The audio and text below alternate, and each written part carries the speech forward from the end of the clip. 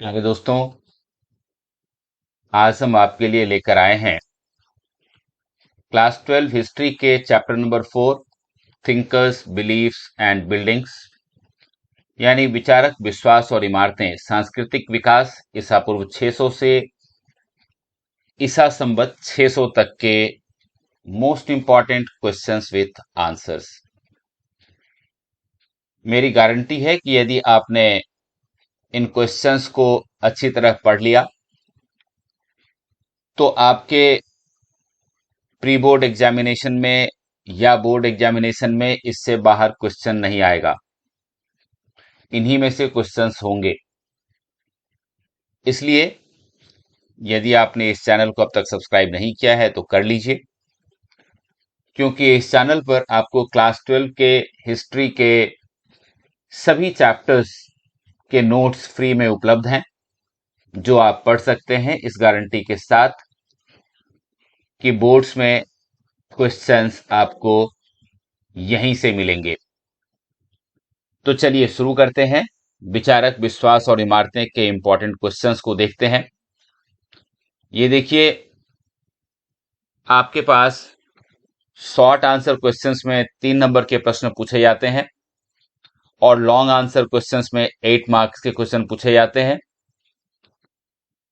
जो 3 अंक के प्रश्न होते हैं उसके उत्तर आपको लगभग 100 शब्दों में देने होते हैं। तो सबसे पहले 3 मार्क्स के प्रश्न हम देखेंगे जिसके आंसर आपको 100 वर्ड्स में देने होते हैं। और ये पहला क्वेश्चन है और बहुत ही इंपॉर्टेंट क्वेश्चन है। Discuss the role of the begums of Bhopal in preserving the stupa at Sanchi. Sanchi के स्तूप के संरक्षण में भोपाल की बेगमों के भूमिका की विवेचना कीजिए। ये बहुत ही इंपॉर्टेंट क्वेश्चन है 3 मार्क्स के लिए और कई बार ये बोर्ड एग्जाम में पूछा जा चुका है। इस प्रश्न का उत्तर यदि आपको चाहिए तो आपको अपने एनसीईआरटी बुक का जो पेज नंबर 83 है उसमें पॉइंट नंबर 1 देखिए और वहां आपको इस प्रश्न का उत्तर मिल जाएगा। तो वहां से आप इसकी नोट्स बनाइए। अगला सवाल देखते हैं। ये देखिए, the mid first millennium BCE is often regarded as a turning point in the world history. Explain. पहली सहस्त्राब्दी ईसा पूर्व के मध्यकाल को अक्सर विश्व इतिहास में एक महत्वपूर्ण मोड़ माना जाता है। ये आपको एक्सप्लेन करना है। अब इसके 4 पॉइंट हैं कि ऐसी क्या बातें हुई कि पहली सहस्त्राब्दी ईसा पूर्व का जो मध्यकाल है, जो बीच का समय है, उसको विश्व इतिहास में एक महत्वपूर्ण मोड़ माना जाता है। और इस प्रश्न का जो उत्तर है ये आपको पेज नंबर 84 पर पॉइंट नंबर 2 में मिल जाएगा। तो वहां से आपको कुल 5 पॉइंट मिलेंगे जिसका आप नोट्स बना लें या अपने एनसीईआरटी बुक में मार्क कर लें और इस प्रश्न को अच्छी तरह याद कर लें। अगला जो प्रश्न है वो ये है कि इनफैक्ट द प्रिंसिपल ऑफ अहिंसा emphasized within Jainism has left its mark on Indian thinking as a whole. Examine. वास्तव में या वस्तुतः जैन धर्म में जिस अहिंसा पर जोर दिया गया है उसने समग्र रूप से भारतीय चिंतन पर अपनी छाप छोड़ी है। परीक्षण कीजिए।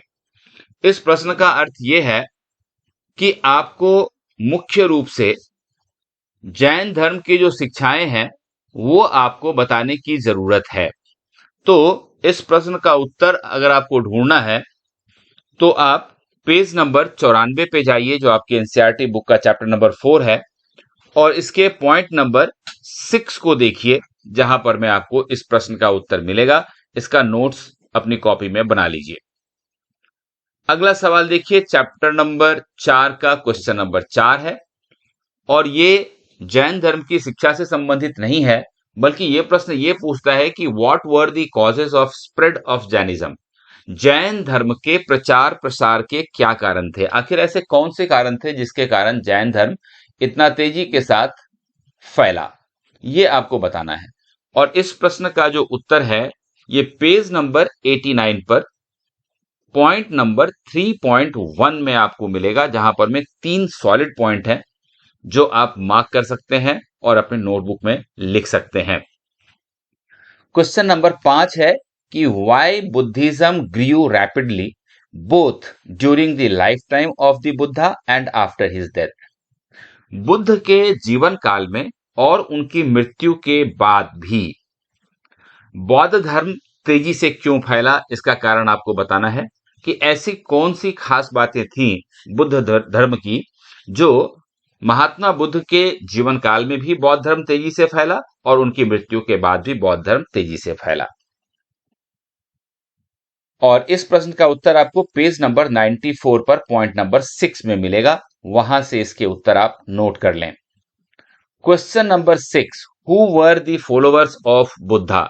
बुद्ध के अनुयायी कौन थे, इस विषय में आपको लिखना है। यानी कि महात्मा बुद्ध के बौद्ध धर्म की शुरुआत से पहले भारत देश में प्रायः सभी लोग हिंदू धर्म के अनुयायी हुआ करते थे, लेकिन महात्मा बुद्ध के प्रभाव से बौद्ध धर्म के शुरू होने के बाद बहुत सारे लोगों ने बौद्ध धर्म अपना लिया। तो कौन लोग थे जो महात्मा बुद्ध के अनुयायी बने, और अब इस प्रश्न का उत्तर आपको ढूंढना है। तो पेज नंबर 92 के ऊपर जाइए और पॉइंट नंबर 6 देखिए। मैं बार बार आपको याद दिला देता हूं, ये आपके क्लास 12 हिस्ट्री का जो बुक 1 है, इसके चैप्टर नंबर 4 में आपको ये सारे प्रश्न और ये सारे उत्तर मिलते हैं। अगला क्वेश्चन देखिए, हाउ वर स्तूपास बिल्ट। स्तूप कैसे बनाए गए। एक बार ये प्रश्न बोर्ड एग्जाम में पूछा गया था, ये 2017 या 18 की बात है।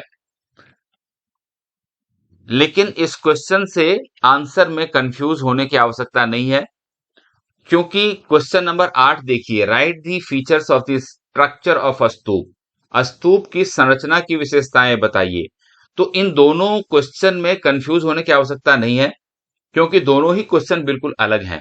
यदि आपसे ये पूछा जाए कि हाउ वर स्तूपास बिल्ट, तो आपको ये बताना है कि किनके सहयोग से स्तूप बनाए गए, यानी कि स्तूपों के निर्माण के लिए किन लोगों ने धन प्रदान किया। तो इस प्रश्न का उत्तर आपको पेज नंबर 96 पर पॉइंट नंबर 7.2 में मिलेगा। और अगर आपसे ये पूछा जाता है कि right the features of the structure of the stupa, तो इस प्रश्न का उत्तर आपको पेज नंबर 96 से शुरू होता है, 97 तक चलता है, और इसका उत्तर पॉइंट नंबर 7.3 में आपको मिलता है। अगला जो क्वेश्चन है बहुत इंपॉर्टेंट क्वेश्चन है, बोर्ड में पूछा गया है, और क्वेश्चन है कि how hagiographies of the Buddha helped in understanding of Buddhist sculpture. बौद्ध मूर्ति कला को समझने में बुद्ध की जीवनी ने कैसे मदद की, क्योंकि बुद्ध का जब जन्म हुआ, बुद्ध ने जब ज्ञान प्राप्त किया और जब उन्होंने बौद्ध धर्म की शुरुआत की और बहुत सारे लोग उनके अनुयायी बनने लग गए, तो देखा गया कि मूर्तिकला के माध्यम से उनके जीवन को दर्शाया जाने लगा। तो बुद्ध की जीवनी ने इस काम में कैसे मदद की, ये आपको बताना है। और पेज नंबर 100 के ऊपर पॉइंट नंबर 9.2 में आपको इसका उत्तर मिलता है, और ये 3 नंबर का क्वेश्चन आपसे पूछा जाता है। और ये तीनों ही प्रश्न ऐसे हैं जो भूतकाल में किसी न किसी बोर्ड एग्जाम में जरूर पूछे गए हैं। उसके बाद क्वेश्चन नंबर 10 देखिए, by the first century C there is evidence of changes in Buddhist ideas and practices analyse. ईसा की प्रथम सदी के बाद बौद्ध अवधारणाओं और व्यवहार में बदलाव नजर आते हैं, विश्लेषण कीजिए। इस प्रश्न के उत्तर में आपको हीनयान और महायान के बारे में बताना है, और ये उत्तर आपको पेज नंबर 103 पर पॉइंट नंबर 10.1 में मिलेगा। ये भी एक इंपॉर्टेंट क्वेश्चन है। और क्वेश्चन नंबर 11 कहता है कि व्हाई वर स्तूपास बिल्ट। स्तूपों का निर्माण क्यों किया गया। तो इस प्रश्न का उत्तर आपको पेज नंबर 96 के ऊपर पॉइंट नंबर 7.1 में मिलता है कि महात्मा बुद्ध के अवशेषों के ऊपर टीले का निर्माण किया गया, जिसको स्तूप कहा जाता है। और एक बौद्ध पुस्तक है अशोकावदान, जिसमें यह जानकारी दी गई है कि सम्राट अशोक ने ये आदेश दिए थे कि बुद्ध के अवशेषों पे स्तूपों का निर्माण किया जाए। तो ये वाला उत्तर आपको लिखना है जो आपको पेज नंबर 96 से 7.1 में मिलता है। तो आप इसको अच्छी तरह से वहां से नोट कर लें। अब 3 नंबर के प्रश्न खत्म होते हैं। ये 11 क्वेश्चन इंपॉर्टेंट क्वेश्चन है। अब 8 नंबर के क्वेश्चन में देखिए, 8 नंबर का जो क्वेश्चन आपसे पूछा जाता है उसका उत्तर आपको 350 वर्ड्स में देना होता है, 350 वर्ड्स में देना होता है। तो इसमें जो इंपॉर्टेंट क्वेश्चंस हैं उसकी बात करते हैं। सबसे पहला question, describe the life and teachings of Buddha. Buddha के जीवन और शिक्षाओं का वर्णन कीजिए। अब बुद्ध के जीवन और उनकी शिक्षाओं का वर्णन आपको अगर करना है तो चैप्टर नंबर 4 के पेज नंबर 89 से लेकर के 92 तक पढ़िए। और यहां पर पॉइंट नंबर 4 एंड 5 दिया हुआ है। 4 में उनके जीवन के बारे में जानकारी है और पॉइंट नंबर 5 में उनकी शिक्षाओं का वर्णन किया हुआ है। तो इसको आप 350 वर्ड में पॉइंट वाइज आप इसके नोट्स बना लें। दूसरा क्वेश्चन है, why did Sanchi survive while Amravati did not. Sanchi का स्तूप क्यों बच गया जबकि अमरावती के स्तूप को बचाया नहीं जा सका। दोनों ही स्तूप थे, दोनों का ही संबंध बौद्ध धर्म के साथ था, लेकिन इसके बावजूद अमरावती का जो स्तूप था वो नष्ट हो गया और सांची का स्तूप बच गया। ये 8 नंबर का सवाल होता है और आपके इसके उत्तर में 4 जोड़ 4 यानी कि सांची का स्तूप क्यों बच गया, इसके लिए 4 कारण देने होते हैं। अमरावती का स्तूप क्यों नहीं बचा, इसके लिए 4 कारण देने होते हैं। तो ये आपको बताना है। तो 4 + 4 8 नंबर का प्रश्न ये बनता है। अब इसका जो उत्तर है वो आपको पेज नंबर 98 99 पर पॉइंट नंबर 8 में मिलता है। ये ध्यान रखने वाली बात होगी कि सांची क्यों बच गई। तो इस प्रश्न के उत्तर में आपको सांची के जो भोपाल की बेगमें थी उनका क्या योगदान था वो लिखना है। और अमरावती क्यों नहीं बच सकी, इस प्रश्न का उत्तर अगर आपको देना है तो फिर आपको ये बताना होगा कि अमरावती में ऐसी क्या बातें हुई कि वहां अमरावती के स्तूप को नहीं बचाया जा सका। अगला क्वेश्चन, क्वेश्चन नंबर 3 है, people who turn to Buddhism enriched it with their own pre-Buddhist and even non-Buddhist beliefs, practices and ideas. Describe. People who turn to Buddhism मतलब जिन लोगों ने बौद्ध धर्म को अपनाया उन्होंने बुद्ध पूर्व और बौद्ध धर्म से इतर यानी कि बौद्ध धर्म की शुरुआत से पहले जो उनकी मान्यताएं थी और बौद्ध धर्म के आने के बाद दूसरे विश्वासों, प्रथाओं और धारणाओं से बौद्ध धर्म को किस तरह समृद्ध किया, इसका विवरण आपको देना है। जो लोग बौद्ध धर्म में आए उन्होंने बुद्ध पूर्व और बौद्ध धर्म से इतर दूसरे विश्वासों, प्रथाओं और धारणाओं से बौद्ध धर्म को कैसे समृद्ध किया, ये आपको बताना है। और इस प्रश्न का उत्तर अगर आप ढूंढेंगे तो पेज नंबर 100 से शुरू होकर 103 तक इसका उत्तर जाता है और पॉइंट नंबर 9.2 और 9.3 में इस प्रश्न का उत्तर डिस्कस किया गया है। तो वहां से 350 वर्ड्स में इसका आंसर पॉइंट वाइज आप लिख सकते हैं। अगला जो क्वेश्चन है वो है, discuss the development in sculpture and architecture associated with the rise of Vaishnavism and Shaivism. ये पौराणिक हिंदू धर्म के उदय से जुड़ा हुआ है, यानी कि वैष्णववाद और शैववाद, जो विष्णु की पूजा करते थे उस सिद्धांत को वैष्णववाद और शिव की पूजा करने वाले सिद्धांत को शैववाद कहा गया। तो वैष्णववाद और शैववाद के उदय से जुड़ी हुई वास्तुकला और उसके मूर्ति कला के विकास की चर्चा कीजिए, ये आपको बताना है। इंपॉर्टेंट प्रश्न है। इस प्रश्न का उत्तर आपको पेज नंबर 104 और 105 के ऊपर मिलता है और पॉइंट नंबर है 10.5।